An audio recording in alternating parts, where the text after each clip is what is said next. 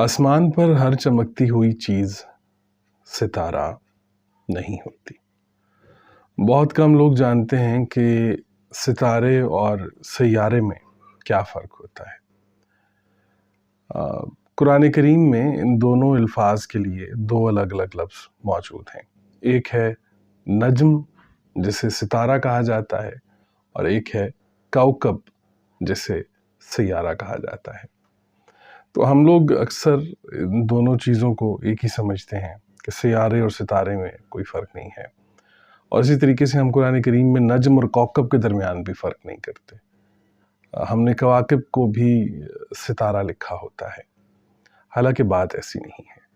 نجم میں اور کوكب میں کیا فرق ہے؟ نجم میں اور کوكب میں یہ فرق ہے کہ جو فرق ستارے اور سیارے میں ہے، کہ سادے الفاظ میں آپ کو بتائیں تو ستارے اور سیارے میں کیا فرق ہے؟ تو سیارہ وہ ہوتا ہے کہ جس میں خود سے روشن ہونے کی یا خود کو روشن رکھنے کی صلاحیت نہیں ہوتی۔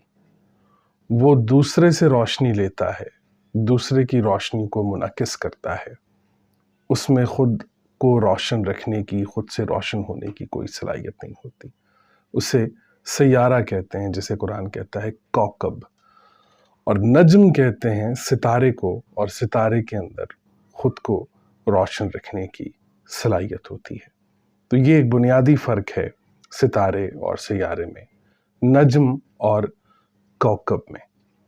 اور ان دونوں کے درمیان زیادہ تر مجھے تو یہ اللہ تعالیٰ کی طرف سے کرم اور فضل ہوا کہ میں تو صحرا میں رہا ہوں، اور میں نے بڑے قریب سے ان کو ستاروں اور سیاروں کو دیکھا ہے کہ عمومی طور پر بدوؤں کے ہاں یہ چیز بڑی معروف ہے کہ وہ جو زمین سے قریب ترین ہیں وہ سیارے ہیں، اور جو زمین سے بعید ہیں، دور ہیں، وہ ستارے ہیں۔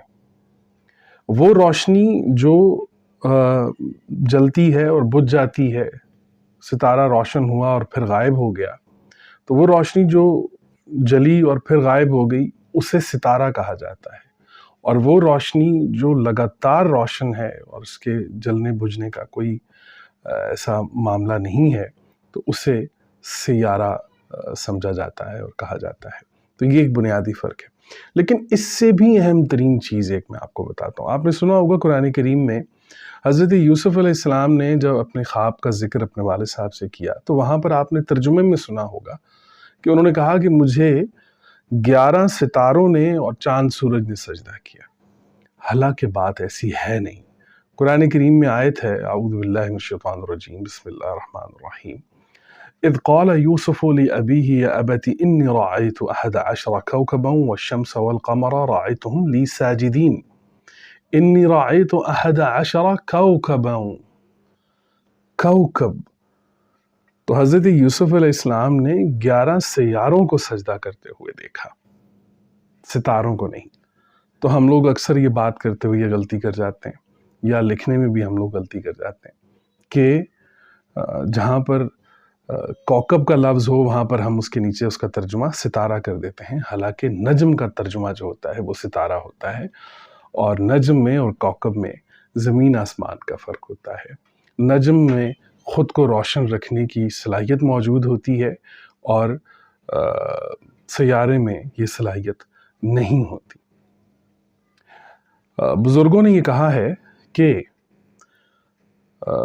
ایک جلتے ہوئے چراغ کو آپ آندھی اور طوفان سے تو بچا سکتے ہیں، لیکن آپ اس چراغ کو بجھنے سے نہیں بچا سکتے جس کے اندر سے تیل ختم ہو جائے۔